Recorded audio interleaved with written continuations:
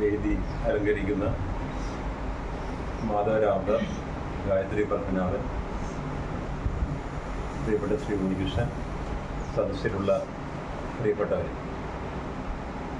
ആദ്യമേ എന്നെ ആദരിച്ച, എനിക്ക് പൊന്നാട നൽകി ആദരിച്ച സന്തോഷം, കുടുംബത്തിൽ നിന്നല്ല എന്നെ ലഭിച്ചതിലുള്ള സന്തോഷം പങ്കുവയ്ക്കുന്നു. രണ്ട് പ്രമുഖ കലാരൂപങ്ങളുടെ വക്താക്കളാണ് ഇന്ന് നമ്മളുമായി ആശയവിനിമയം ചെയ്യുന്നതിന് വേണ്ടി ഇവിടെ എത്തിയിട്ടുള്ളത്. രണ്ട് കലാരൂപങ്ങളും വളരെ ജനകീയമായ കലാരൂപങ്ങളാണ്. നാടകവുമായി ബന്ധപ്പെട്ട് സംസാരിക്കുന്ന ഗായത്രി പത്മനാഭൻ, കലാനിലയം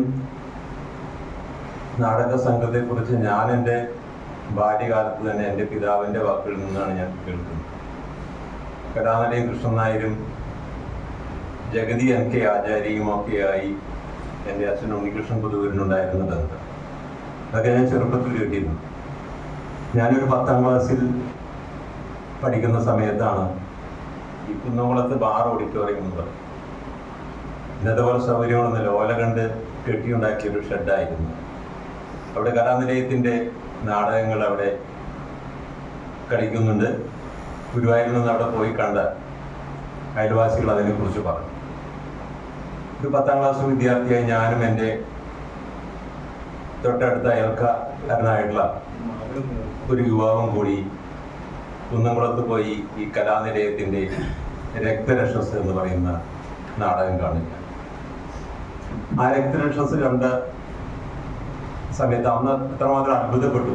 ഇത്രമാത്രം വികസനമോ ഒന്നും വരാത്തൊരു കാലഘട്ടത്തിൽ വെളിച്ചത്തിൻ്റെയും ശബ്ദവിന്യാസത്തിൻ്റെയോ ഒരു വൈപുല്യം വരാതിരുന്നൊരു കാലത്ത് വേദിയിൽ കാർ വരികയും അതുപോലെ വേദിയിൽ പ്ലെയിൻ ലാൻഡ് ചെയ്ത ഫീലിംഗ് ഉണ്ടാക്കുകയും അതുപോലെ പേടിപ്പെടുത്തുന്ന രീതിയിൽ ഗർഭിണിയായിരിക്കുന്ന യുവതിയുടെ വയറ്റിൽ നിന്നും ആ കുഞ്ഞിനെ രക്തത്തോടു കൂടി വലിച്ചെടുക്കുന്ന ആ രക്തരക്ഷസിൻ്റെ നീണ്ട കൈകൾ വേദിയിലൊക്കെ പ്രത്യക്ഷപ്പെടുന്ന ആ ഒരു രംഗം കണ്ടുപോയി.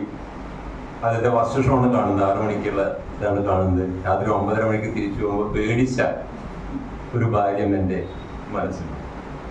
പിന്നീട് അത് കഴിഞ്ഞതിന് ശേഷം ഞാൻ വീണ്ടും ഈ ലുലു മാളിൽ കിടിമ്പി എന്ന് പറയുന്ന ഈ അവരെ കണ്ടപ്പോഴേ അന്ന് കിടിമ്പിയായി ആ വേഷം കെട്ടുക അവതരിപ്പിച്ച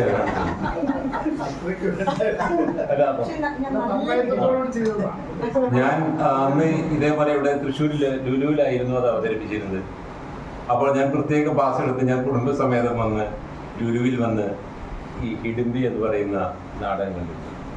പിന്നീട് അതുപോലെ ശക്തൻ സ്റ്റാൻഡിൽ ഈ കലാനിലയം ഗ്രൂപ്പ് വീണ്ടും പരിഷ്കരിച്ച രൂപത്തിലായി ആ AC സൗകര്യത്തോടു കൂടിയിട്ടുള്ള ടെന്റിൽ വെച്ചുകൊണ്ട് കലാനിലയത്തിന്റെ നാടകം അവതരിപ്പിക്കുന്ന സമയത്ത് വീണ്ടും ഞാൻ വന്നു കണ്ടു. ഇപ്പൊ ഞാൻ ഇത് നോക്കിക്കൊണ്ടിരിക്കുമ്പോൾ, ഇവിടെ ഫോണിൽ നോക്കിക്കൊണ്ടിരിക്കുമ്പോൾ പത്തനംതിട്ടയിൽ ഈ നാടകം വീണ്ടും കളിക്കുന്ന ഒരുപാട് പ്രേക്ഷകർ ഇപ്പോഴും കാണാൻ വന്നുകൊണ്ടിരിക്കുന്നു എന്ന് പറയുന്ന ഇത് കണ്ടപ്പോൾ വിചാരിച്ചു ഇനി ഇവിടെ വരുമ്പോൾ വീണ്ടും അത് കാണാം. അങ്ങനെ ഒരിക്കലും മടുപ്പ് ഉളവാക്കാത്ത തരത്തിൽ നാരദൻ കേരളത്തിൽ, കടമറ്റത്ത് കത്തനാർ തുടങ്ങിയിട്ടുള്ള നാടക സങ്കല്പത്തെ മുഴുവൻ പൊളിച്ചെഴുതിയ വലിയ ഒരു ഗ്രൂപ്പാണ് ഈ കലാനിലയം.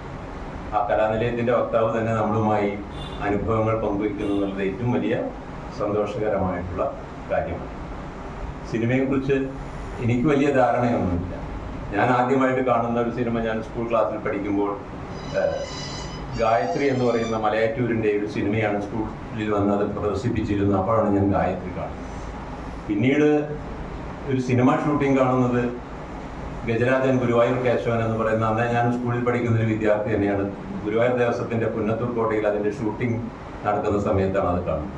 അടൂർ ബാസിയെയും അതുപോലെ സോമനെയും ജയഭാരതിയെയും എല്ലാം അന്ന് നേരിട്ട് കണ്ട് എന്താണ് ഷൂട്ടിംഗ്, ഇത് വളരെ വിരസമായിട്ടുള്ളൊരു കാര്യമാണല്ലോ. ആ ഷൂട്ടിംഗ് പകലും രാത്രിയൊക്കെ നിന്ന് കണ്ട ഒരു അനുഭവം എൻ്റെ മനസ്സിലുണ്ട്. അതിനുശേഷം സിനിമാക്കാരുമായി, അതിന് സംവിധായകരുമായി, നടന്മാരുമായി ഒരു ഭാഗ്യമെന്ന് വേണം ഒരു ടെലി സീരിയലിൻ്റെ സ്ക്രിപ്റ്റുമായൊക്കെ ചേർന്ന് സഹകരിച്ച് പ്രവർത്തിക്കുന്നതിന് വേണ്ടി കഴിയും. അപ്പോൾ സിനിമയുമായും ബന്ധപ്പെട്ട ചർച്ചകൾക്ക് വേണ്ടി ശ്രീ മാധവ രാമദാസും നമ്മളോടൊപ്പം. അമേച്ചർ നാടകങ്ങളും പ്രൊഫഷണൽ നാടകങ്ങളുമായി നമ്മുടെ നാട്ടിൽ ഏറ്റവും ജനകീയമായൊരു കലയായിരുന്നു നാടകം. ആ നാടകത്തെ പിന്തള്ളിക്കൊണ്ടാണ്, അന്ന് നാടകം മാത്രമേ ഉണ്ടായിരുന്നുള്ളൂ, ക്ഷേത്രത്തിലായാലും ശരി ഒരു ക്ലബിൻ്റെ വാർഷികമായാലും ശരി നാടകം പഠിച്ച് അവതരിപ്പിക്കുന്ന രീതിയിലായി. അത് മാറി പിന്നീട് നമ്മുടെ നാട്ടിലെ സിനിമാ കൊട്ടകകൾ, ഓല കൊണ്ട് കെട്ടിയുണ്ടാക്കിയിട്ടുള്ള കൊട്ടകകൾ മാറി ചെറിയ ചെറിയ ടാക്കീസുകളും തിയേറ്ററുകളും കടന്നു വരുന്നു. സിനിമ എപ്പോഴും പോയി കാണാവുന്ന ഒരു സാഹചര്യം നമ്മുടെ മുന്നിലേക്ക് വരുന്നു. സിനിമ ജനകീയ കല എന്നുള്ള രീതിയിൽ മുൻപന്തിയിലേക്ക് ഒരു നാടകം കുറച്ച് പിന്നോട്ട് പോകും. പക്ഷെ ഇന്നും ഈ രണ്ട് കലാരൂപങ്ങളെയും സജീവമായി കാണുകയും പരിഗണിക്കുകയും പഠിക്കുകയും ചെയ്യുന്ന വലിയ ഒരു വിഭാഗമാണ്. പക്ഷേ ഇന്ന് നമുക്ക് നോക്കുന്ന സമയത്ത് സിനിമ ജനകീയ കല എന്നുള്ള നിലയ്ക്ക് നോക്കുമ്പോൾ തന്നെ ഏറ്റവും വലിയ വിവാദപരമായ മേഖലയും അത് തന്നെയാണ്. പീഡനം മുതൽ മറ്റ് വിവാദങ്ങളായിട്ടുള്ള സെൻസറിങ് അടക്കമുള്ള വലിയ വലിയ നമ്മൾ പ്രതീക്ഷിക്കാത്ത തരത്തിലുള്ള കാര്യങ്ങൾ അവിടെയും നടന്നുകൊണ്ടിരിക്കുന്നുണ്ട്. അത് മൊത്തം സമൂഹത്തിൻ്റെ പല മേഖലകളിലും നടന്നുകൊണ്ടിരിക്കുന്ന കാര്യങ്ങളുടെ ഒരു പ്രവണത അവിടെയും കാണാൻ കഴിയും. അത്തരത്തിലുള്ള രണ്ടുപേർ നമ്മളുമായി സംവദിക്കുന്നു. അവരുടെ വാക്കുകൾക്കാണ് ഏറ്റവും പ്രാധാന്യം. അതുകൊണ്ട് തന്നെ ഈ ചർച്ച കൂടുതൽ ക്രിയാത്മകമായി തീരട്ടെ എന്ന പ്രാർത്ഥനയോടെ ഞാൻ എൻ്റെ വാക്കുകൾ നിർത്തുന്നു. നന്ദി.